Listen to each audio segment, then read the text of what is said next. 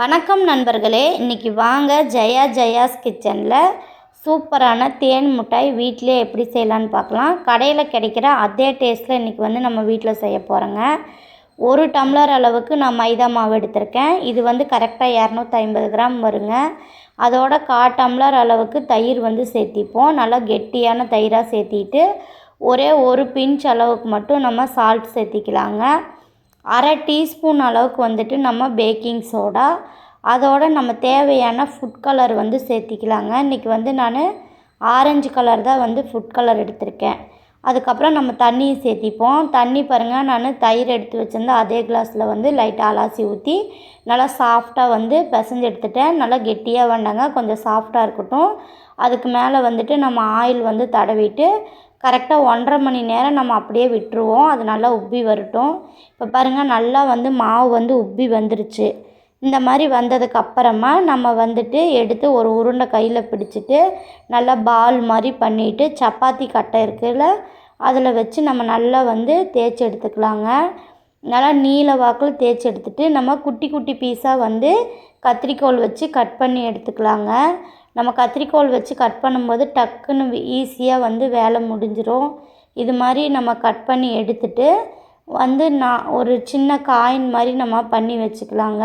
நம்ம இதை நம்ம உருட்ட தேவையில்லை. காயின் மாதிரி நம்ம பண்ணோம்னாவே நம்ம ஆயிலில் போட்டு பொரித்து எடுக்கும்போது சூப்பராக நமக்கு பால் மாதிரி நல்லா பொரிஞ்சு வந்துடும். பாருங்கள், இந்த மாதிரி தான் நமக்கு கட் பண்ணி எடுத்தால் இந்த மாதிரி தான் கிடைக்கும்.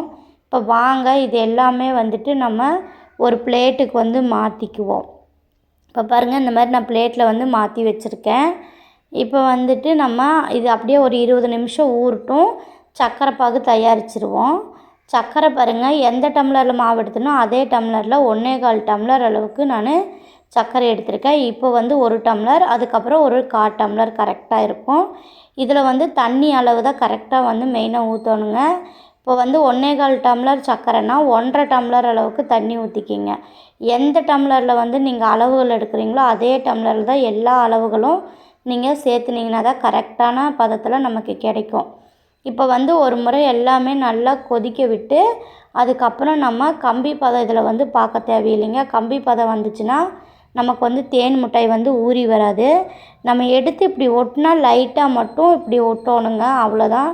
பாருங்கள், இந்த மாதிரி இவ்வளோதாங்க. இந்த மாதிரி நம்ம ஒட்டினா இப்படி வந்ததுக்கப்புறம் ஒரு 1/2 டீஸ்பூன் அளவுக்கு மட்டும் நம்ம லெமன் ஜூஸ் ஊற்றிட்டு இது ஒரு ஓரமாக இறக்கி வச்சுட்டு எண்ணெயில் நம்ம பொரிச்சு எடுத்துருவோம். நம்ம எடுத்து வச்சுருந்த இந்த தேன் மிட்டாயை எல்லாமே மொத்தமாக சேர்த்தாதீங்க, ஒவ்வொன்றா சேர்த்துங்க.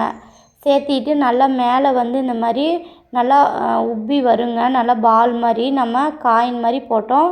இப்போ நல்லா இந்த மாதிரி உப்பி எண்ணெய் அடங்கினதுக்கப்புறம் நம்ம எடுத்துக்கலாம். இப்போ பாருங்கள், நல்லா அந்த பபுள்ஸ் எல்லாம் அடங்கிருச்சு. இதுக்கப்புறம் நம்ம ஒரு பிளேட்டுக்கு மாற்றிக்கலாங்க. மாற்றிட்டு எண்ணெய் லைட்டாக அதில் இருக்கிறதெல்லாம் ஆனால் சூடாகவே இருக்கணும். சூடாக இருக்கும்போதே டக்குன்னு நம்ம பாகில் போடணும். பாகும் சூடாக இருக்கணும், அதே மாதிரி நம்ம பொரிச்சதும் சூடாக இருக்கணும். அப்போ தான் நல்லா டக்குன்னு இஞ்சி வருங்க. ஒரு முறை போட்டு விட்டுட்டு இதை அழுத்தி விட்டுருங்க. அதுக்கப்புறமா நம்ம ஏலக்காய் தட்டி இதில் சேர்த்திப்போம். இன்றைக்கி நான் ஏலக்காய் தட்டி தாங்க சேர்த்திருக்கேன். நீங்கள் வேணால் தூளாக கூட சேர்த்திக்கிங்க. ஒரு 6 ஏலக்காய் எடுத்து அது மேலே போட்டு விட்டு ஒரு முறை கலரி விட்டுருங்க.